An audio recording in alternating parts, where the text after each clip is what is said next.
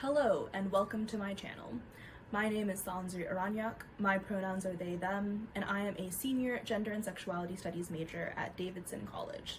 This YouTube channel is my capstone project for the fall of 2021 and is also part one of my senior thesis that's looking at student activist burnout and how we can use disability justice frameworks as well as critical university studies to reconceptualize our understanding of burnout. This project is an autoethnography, and I will be using my experiences as a queer and trans disabled Asian American who has done some student organizing as a lens with which to look deeper into student activist burnout in the context of the pandemic and in the context of being a disabled person using disability justice frameworks. Some core things that are really important as you continue to watch all of these videos are, number one, that I am super fucking burnt out and have been, in my estimation, for at least 4 or 5 years. Another thing is that I am disabled and experience chronic pain that is very debilitating, and it's actually the reason that this project is in YouTube channel format instead of a traditional academic essay. I currently can't type anything, and so I decided that I would make my content in YouTube video form, not only because it was much easier for me to say things out loud instead of having to type them, but also because I really want my work to be easily consumed by people outside of the academic sphere. So that's why this is the format that I've been choosing. And I'm using autoethnography as my methodology because I find it really important to validate my experiences as a mode of theorizing, as well as the experiences and conversations I have with other people who are trans, femme, student organizers, people of color, disabled people, etc., who are in my life, as you'll see in videos later on in this project. Some things that are at the core of my work over this past semester are that as I conceptualize burnout, I think that it is both collective and inevitable. Burnout isn't simply just a fear-based specter that stands in the corner that you have to be afraid of as a activist, as an artist, as a scholar. It's something that will happen to everyone as we live under these systems of oppression such as capitalism, cis heteropatriarchy, and white supremacy, amongst others. Because we are constantly being forced to work past our boundaries, and we are facing, especially as multiply marginalized people, microaggressions and violence on such a large scale that it compounds with the work that we are doing to push ourselves past our boundaries, so that we end up dealing with things like chronic pain and experiencing both the embodied and the mental impacts of burnout. This is something that I have a lot of experience with, but it's also something that I've seen happen to a lot of my friends and family. So instead of being afraid of burnout and focusing on how to prevent it, or spending too much time thinking about burnout as an individual thing that happens when you specifically move past your boundaries and as something that you should be ashamed or guilty about, but all emotions and feelings and thoughts that I've had in the past, I want to look at burnout as something that you can move through and that is going to be an important facet of any organizing work or even any scholarly work, but for me specifically student organizing work, especially in the context of the university as a disabling entity that forces concepts of urgency and productivity mindset into the minds of students, concepts that are also mirrored in activist spaces already, and also forces concepts of academic work and things like that, on top of student activist work to disable people, much in the way that I have been experiencing my disability specifically. And on that note, I'm going to, over the course of this entire channel, talk about a lot of the experiences that I've had starting when I was a freshman at Davidson to the point where I am now as a senior. And I'm going to be interviewing two of my friends, Raven Hudson and Jalen Taylor, who I've done different organizing projects with, both on and off campus. And with all of that being said, I wanted to kind of provide somewhat of an overview of different projects that I've been involved with over the past 4 years that I'll be kind of running through in a lot of my conversations going forward. I'm also going to be linking a timeline of all of the work that I've done at Davidson and how that fits into larger events on campus and in the world. And we'll also be linking a bunch of different resources and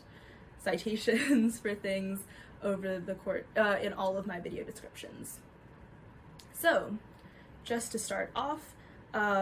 first of all, in the fall of 2018, there was a student who was outed as a neo-Nazi on campus, and this sparked a new wave of organizing for myself and others. I was a freshman at the time, and that is what sparked projects like the Asian American Initiative. The Asian American Initiative is a project that I was one of the core founding members of, and it is a student working group that's trying to bring Asian American studies to Davidson through professor hires, through programming, and through also building just a larger Asian American student community space on campus as well. Yeah, the Asian American Initiative started in the spring of 2019 and has done a variety of things, including the biggest things we've done, which are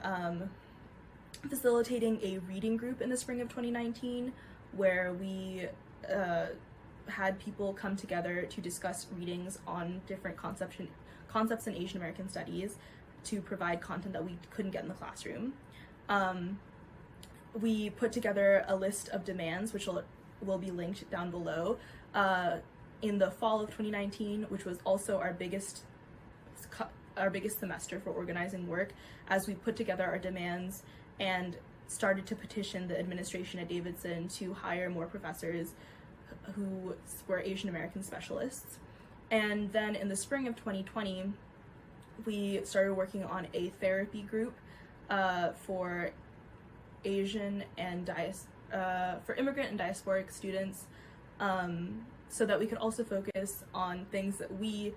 as students who were burning out at this institution, needed, which were mental health support.